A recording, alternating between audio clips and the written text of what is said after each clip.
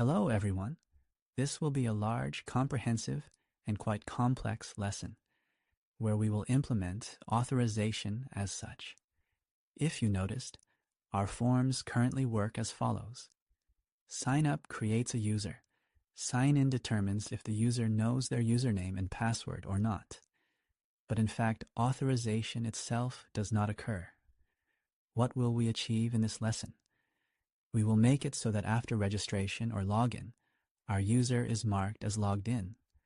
After that, we can determine if they are authorized or not. Thus, in other requests, apart from sign in and sign up, we will be able to determine if the request is made by an authorized user or not. We will also add a button to log out of the account, so the person can deauthorize themselves. And it's a big complex. Let's slowly start writing all the code. It will be unclear in the process. Later, when we finish writing it all, we'll go over it again, and it might still be unclear. Honestly, when I first started developing multi-user services, I somehow implemented it. It just worked, and initially, I didn't really understand how it all happened. And that's okay, you can live with it. You just keep writing your service. You know how to check if a user is authorized or not, and that's enough. Over time, when you start customizing something, reviewing the code again, everything will become clear. Maybe I'll manage to explain it well, so you won't end up in the situation I did, and everything will be clear to you how it works here. Okay, let's get started. For authorization in Node.js, there is a good tool called Passport, so let's install it, and various other tools that are needed for backend authorization. This is JSON Web Token, Passport, and the Passport strategy called JWT. Installing, now installing types.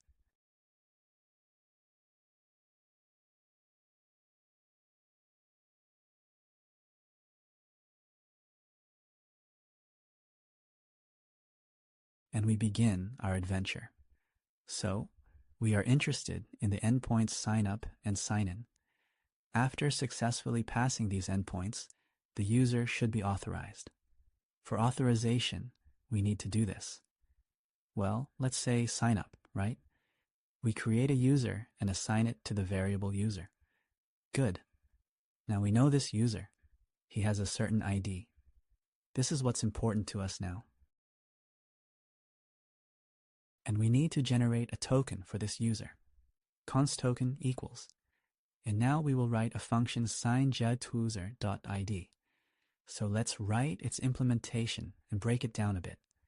Well, it's a small function, so I'll put it in utils. New, file signJVT.ts. Its content is as follows.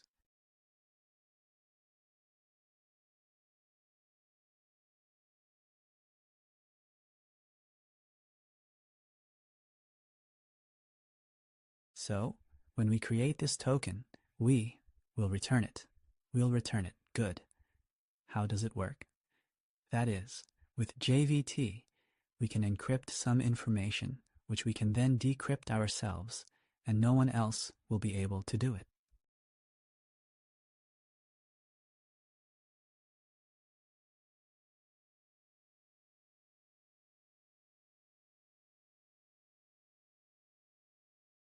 We can pass anything to this JWT sign, not just a string. We could pass an entire object with a bunch of information to be transmitted back and forth, but we'll do it as primitively as possible. We'll just encrypt the user's ID, and as a second argument, we pass some secret string. Later, we'll make it truly secret, but that's not difficult. It's a separate matter. The main thing is that it's some secret string that only we know, and no other people, especially users, are aware of. This string is only known to developers, and it's important not to lose it. Once we've encrypted this token, we'll be able to decrypt it later. For now, that's what is important to know. Good. And let's do the same on the sign-in page. Sign JWT token, user ID, and the token needs to be returned. All right? So, the tokens are returned. Now what's the situation? On the front end, these tokens are now returned. Let's process them. We go to the sign up and sign in page. Sign up, sign in, okay?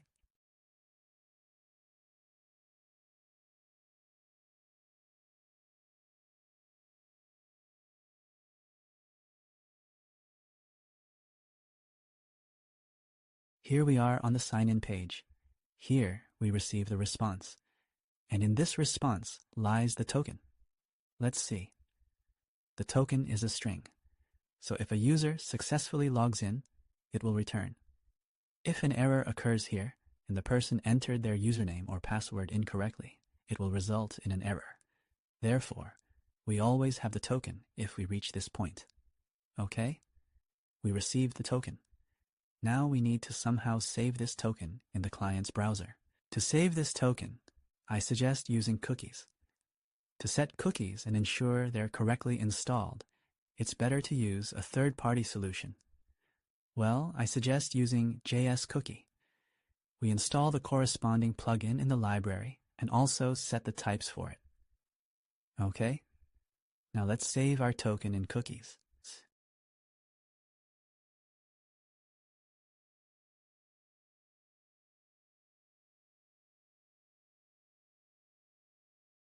We import the newly installed library, and we write the following line. Got token, making cookies. Cookies, token is just an arbitrary string. We'll call it the same way. This cookie will be named token. Here we pass the value we want to save in this cookie. And this is the expiration date. Set it to a later date so it doesn't expire quickly. Okay, we set up the cookies. And now this current form returns a message saying, everything went well. But we don't need it that way. I want the user to be redirected to a page. Well, let's say with all ideas because there's no point in staying on the sign-in page. Let's implement a redirect. How can we create a redirect here? For this, React Router will logically help us because it is responsible for managing routes. Use navigate. So, imported it. And now we apply it. Cookies set, and we do navigate, and the authorization address. So, let's get all ideas root. All right, we'll need to redirect here. Now, in principle, we don't need to reset the form state. We'll leave this page anyway. So this line is redundant. We don't need the success message anymore either. We'll remove it. No need to reset it either. But we keep the error. At the same time, we don't need to display a success message here anymore. And here, these variables became temporarily unnecessary. Okay? So we set the token in cookies and redirected the user. Good. Now let's do the same thing for the sign up page. Going to sign up.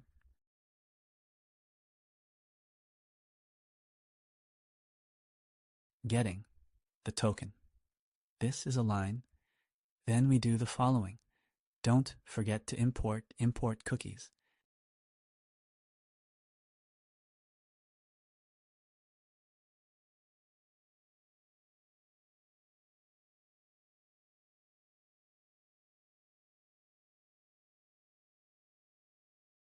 Okay, navigate.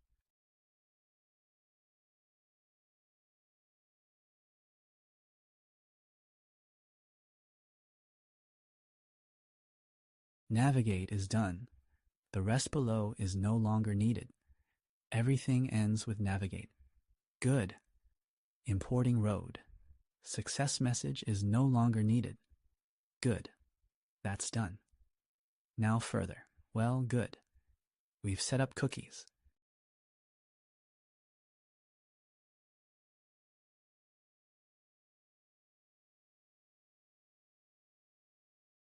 Now we should properly add an endpoint, which we'll call getMe. And when an unauthorized user sends a request to getMe, let them receive null. And when an authorized user sends a request, they receive an object with the user they are authorized as. Thanks to this, we can determine here whether to show the sign up and sign in buttons or show the sign out button.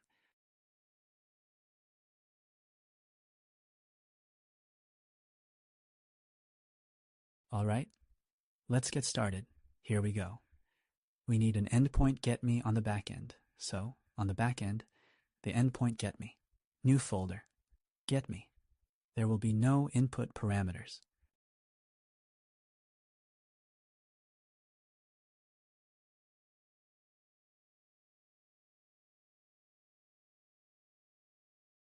It will just be the endpoint itself because there's nothing to pass in parameters. So, index.ts. And the getMe endpoint should look like this. That is, getme.rpc.route, which returns me. Where does it get it from? It should take it from the context. In the context, there should be me, and this me should be the user. And if me is in the context, you need to take literally the ID and nickname from it to avoid returning the hashed password, etc. We return only what is needed. This is basically clear. But where does this me in the context come from? Here's the reason. And now there will be something related to passport. All right, let's keep it as is for now, and we'll return here later. Let's integrate passport. For this, we'll create a separate file in the lib folder, which we will call passport.ts. We save it in the lib folder because it's something complex and project-wide. Passport.ts. So, passport.ts simply returns the function apply passport to ExpressApp. We apply it here accordingly. In fact, we apply it as early as possible because once we apply it, we'll have an authenticated user if they are authorized.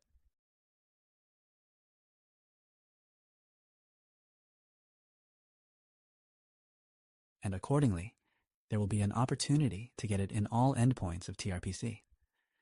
So, it's important to insert this thing into tRPC. So, ExpressApp, and it accepts the context. We import it here. Good, we applied it. Now let's analyze it. Okay, what's happening here? We took Passport from the Passport package. Passport has different authorization strategies. Through it, you can do authorizations via social networks and more, but we're just using the JWT strategy. Here it is. We've imported it. We passed the same secret key here that we used in the signJWT function. Thanks to this, he will be able to decrypt the received token. Okay? Then we said where the token itself comes from. Soon, on the front end, we'll add it so that in each of our requests, besides the request body, that is, the endpoint address and input parameters, there will be so-called headers transmitted. This is simply additional information for the request. In extract GVT, it is implied that we have an authorization header in which we store a string starting with the word bearer, followed by a space, and then the token itself. Well, there's an agreement on how this is done. Okay, we just defined that, we'll take it from here. Now, when we pass this header, it will become a bit clearer. All right? We've determined where the token will come from, and we've identified the key for decrypting it. All right. Then, when any request comes in, specifically every request, this function will be triggered. In the JWT payload, we have our decrypted JWT message. And a reminder, we encrypted the user's ID. So after decrypting it, the user's ID is in the JWT payload. All right, we search for the user by this ID. Let's say we found it, then den is called. It's just working with promises. This thing returns a promise. We are not using async await here. Here, we simply use chaining with then. So, if the user is found, it will... All right, if no error occurred, user will either be the user or null if no user with such an ID was found. If there's no user, then was also passed to this function. we need to pass the error as the first argument if there is one, and the user as the second argument. Here, we say that there's no error, but there's also no user.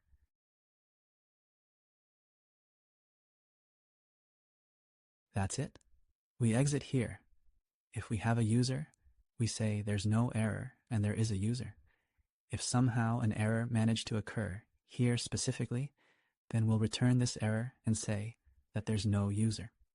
Okay, we defined everything.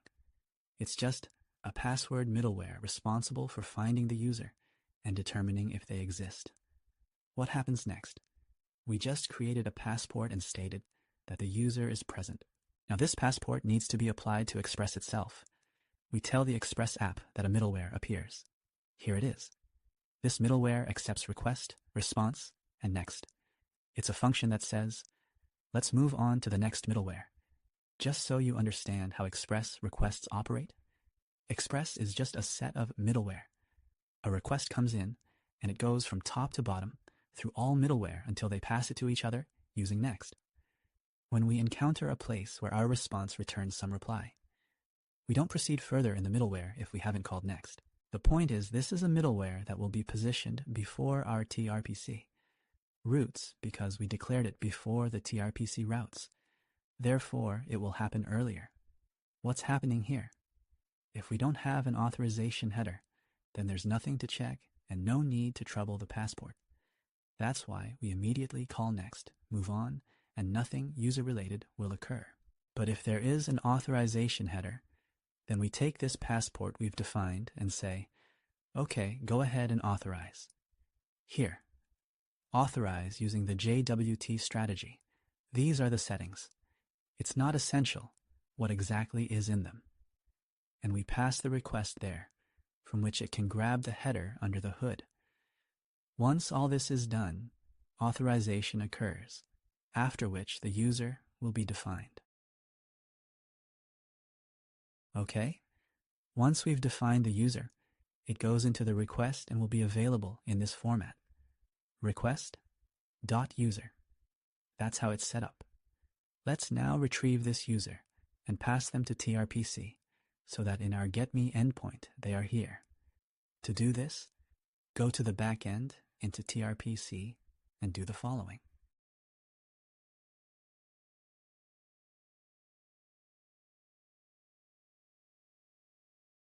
Creating a function. Now, it will be scary. Okay? First, let me show the code, then I'll explain it.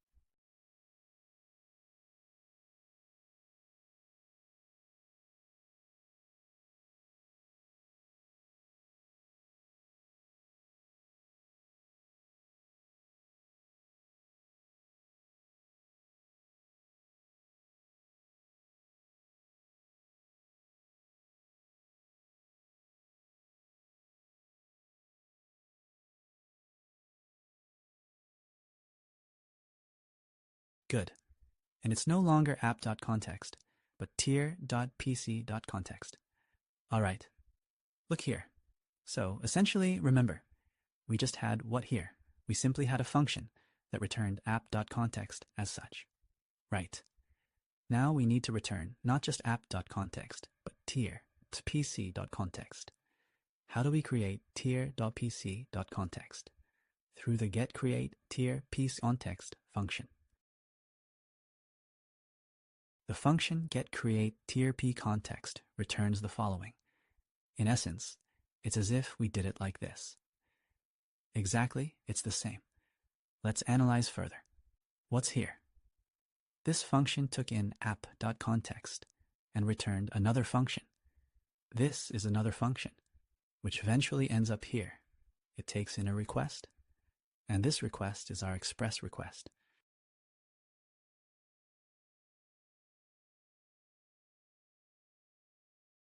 And that's where we store the user. What do we do next? We receive this request, and we need to return tier.pc.context from this function. Tier.pc.context is the same as app.context. So we added it here. But besides it, we also want to add some me. Me is the user stored in request, added there via passport. And if this user is not there, it will be null. Okay? We did that. But the problem is that this request doesn't understand what a user is by default. This is some express user, which is unclear in general. And our user is a very specific entity from the database. Therefore, we need to create this express request type. Let's create this type. Go to the utils folder and create a types.ts file. We'll store all sorts of types there that we don't know where else to put. We take a regular express request and say that we usually have a user there. And why is it user or undefined? Because passport does that. If we haven't passed the user, it will be undefined. We get the user from the Prisma client. It is what it is in our database. That's it. We've declared this type. Let's come here and import it. Okay, we've added the type. Now we should have no issues with types in getMe.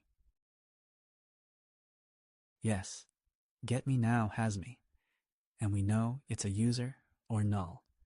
What do we need here? Do it. All right, we're displaying the user, and that's good. Okay, good. Now let's go to the front end and open trpc tedsex.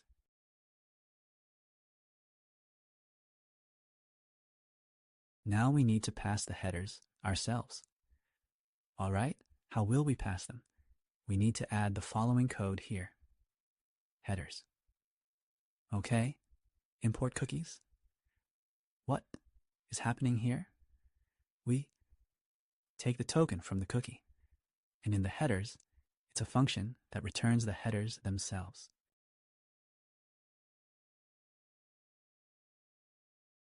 And in the headers, if there's a token, we add authorization with the bearer string. Remember we saw in the GVT that it expects this bearer. Add the token after a space. Done. This way, we sent our token from the client. Now our passport on the backend can decrypt this token to find out the user's ID and return this ID in the request. And 2RPC will get it in context and use it further everywhere. All right, we've added this. Now let's go to the layout page. And it is on the layout page that will request our user to understand whether to show the sign up and sign in buttons or show the sign out button. Right.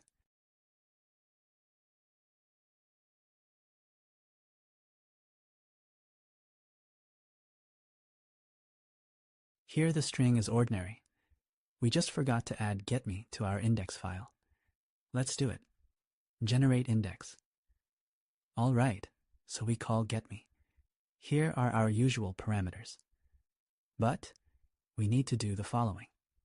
If we have an authorized user, we show them the Add ID button, because in the future, only authorized users will be able to add IDs and show them the sign out button. And if they are not authorized, we will show them sign up and sign in. We will do this with the following code. What are we showing here? If we have loading or refetching, literally speaking, or we have an error, then we won't show anything to anyone.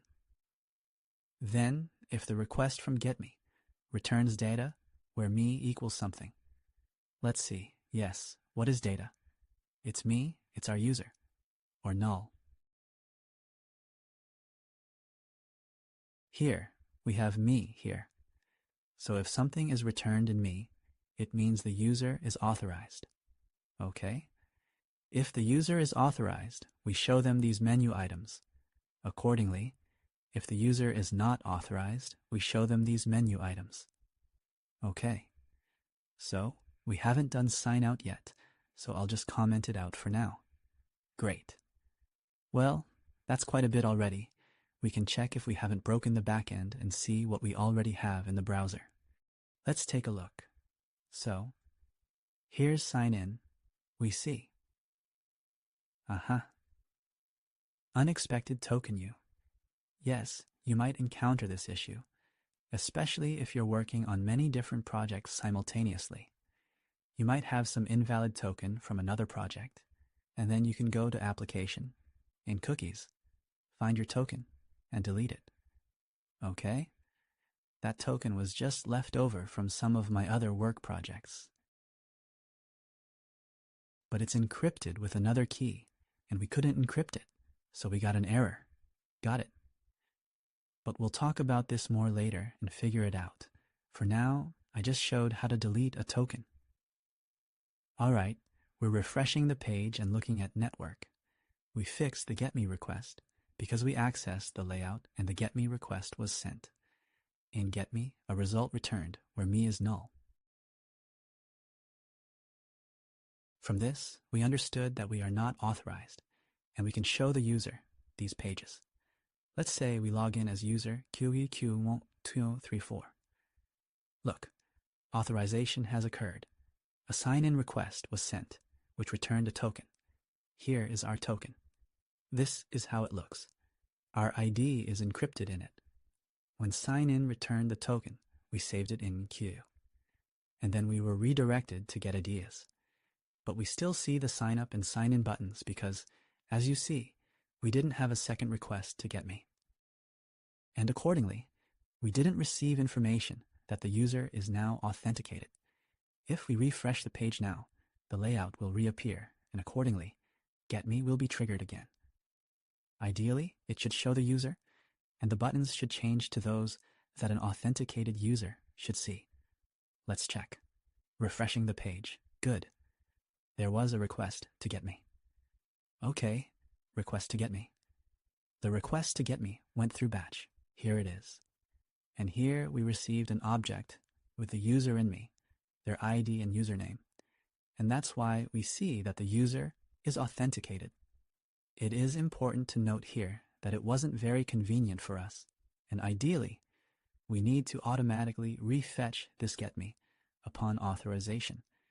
In practice, you will have many other endpoints that return different data depending on whether the user is authorized or not.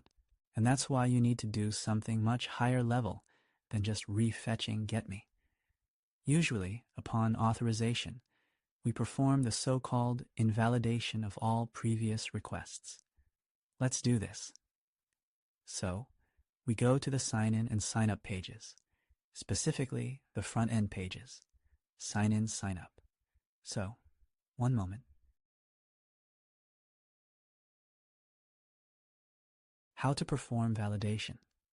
For this, we need TRPC utilities. Let's request them. TRPC utils equals TRPC use context. And then we will request invalidation. How does invalidation work?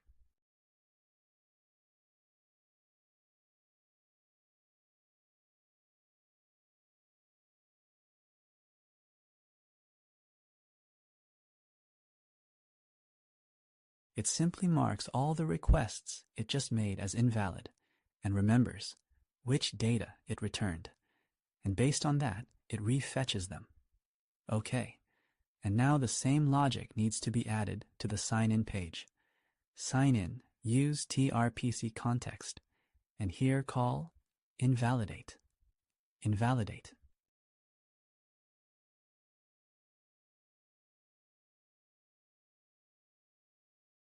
All right, called invalidate. Now let's check how it works. What? Once again, we go here to our cookies. So, application cookies token. By deleting the token, we just log out. We deleted it, refresh the page, and see that we're not logged in. Doing sign in QEQ1234 sign in, and you see our user information was automatically updated.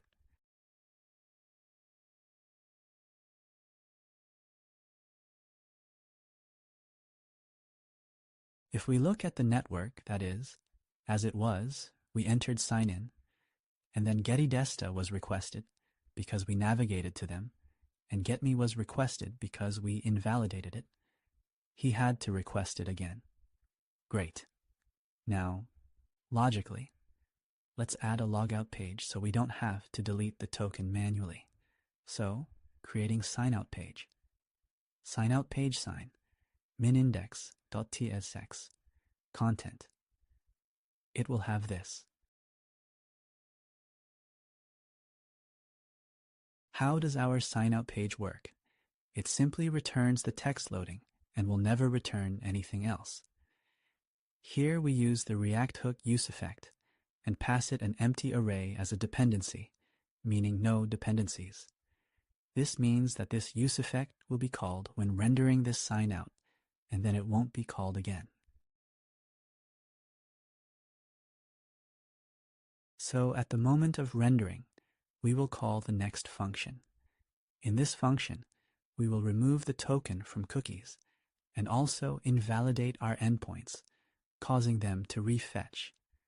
And when they refetch, we'll redirect the person to the login page.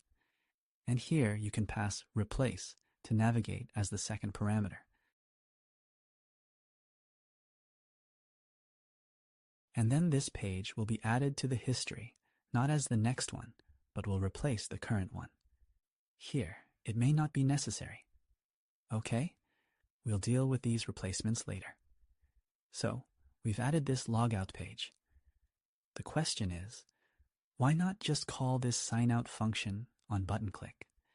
Technically, you can, and it might even work, but at that moment, you might be on a page that is only accessible to authenticated users. You'll trigger invalidation. Requests will be made to these endpoints, and you'll get some errors that you'll have to deal with. It's some kind of hassle. Therefore, it's simpler to first redirect the user to the sign-out page, log them out, refresh everything, settle it all, and then redirect them somewhere else. This is more reliable and will cause fewer problems. So, we'll do it this way. Now, let's add this page. First, we need a root. Get the sign-out root and add it to the app.tsx. I recommend adding such a page even outside the layout, because there's something user-related in the layout too. It shouldn't move around there. Let this page be self-contained without a layout, okay? Sign-out page and outroad sign-out road. All right? And now in the layout for this page.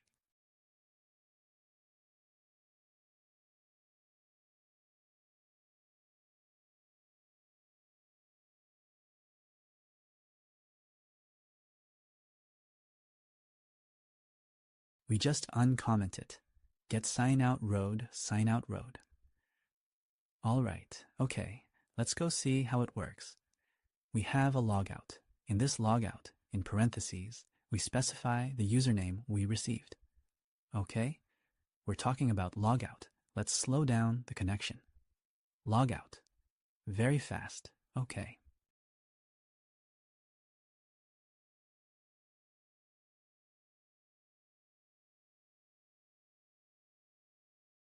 Why so fast? Something is wrong with our sign-out page. It redirected us instantly. Well, that's normal. It's because it's not waiting until it refetches them. It's waiting until it requests them again.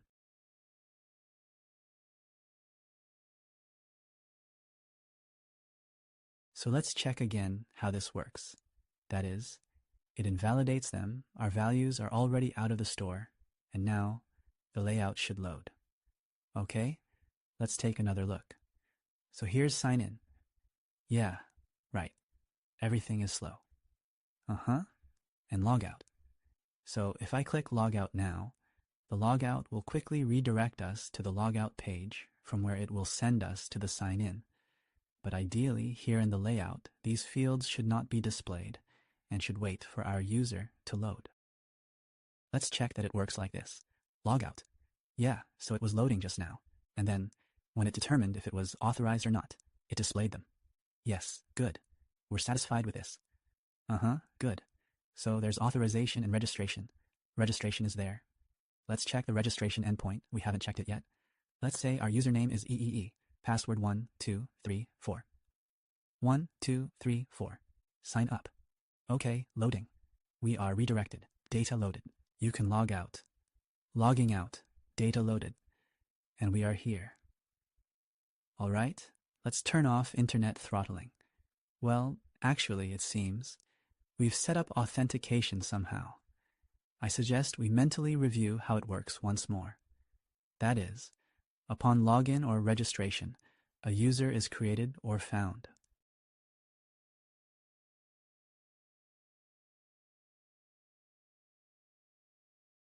We've seen this already. After finding the user, we create a token based on their ID. That is, we encrypt the ID using the GVT secret. Encrypted this token, returned it to the front on the sign-in or sign-up page. Here, upon receiving the token, we stored it in the cookies. We just store it there. After that, we reset information about all previous requests and redirect them to the main page. Since we reset information about all requests, the endpoint getMe is re-invoked in our layout. This endpoint getMe extracts the user from our request, which lands there thanks to our Express application.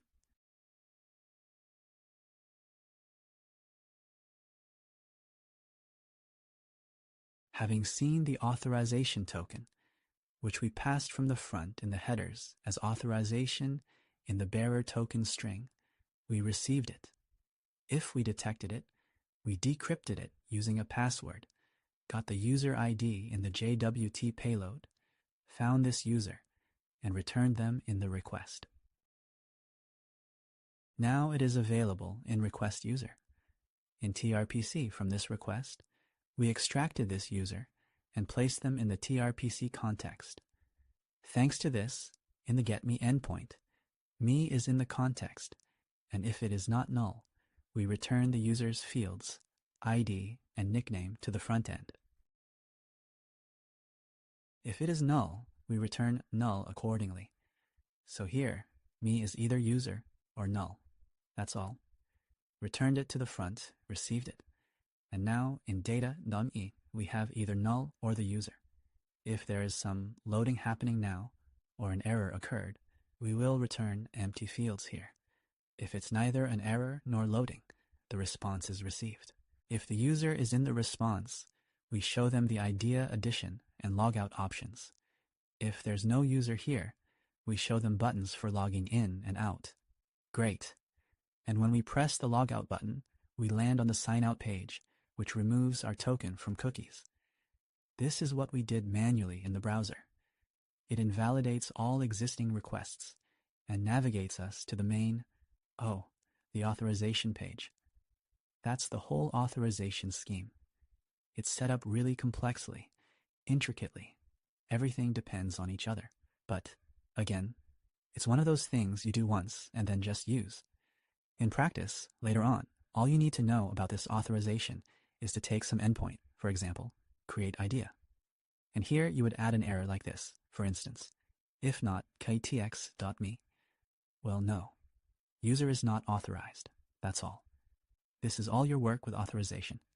Knowing the current user, throwing errors on an endpoint if needed and they're not present, and applying their ID somewhere here. That's it. That's the whole thing. Well, we will still make many endpoints that require authorization, and it will become clear. Configured with difficulty. Used easily. Thank you all. Let's move on.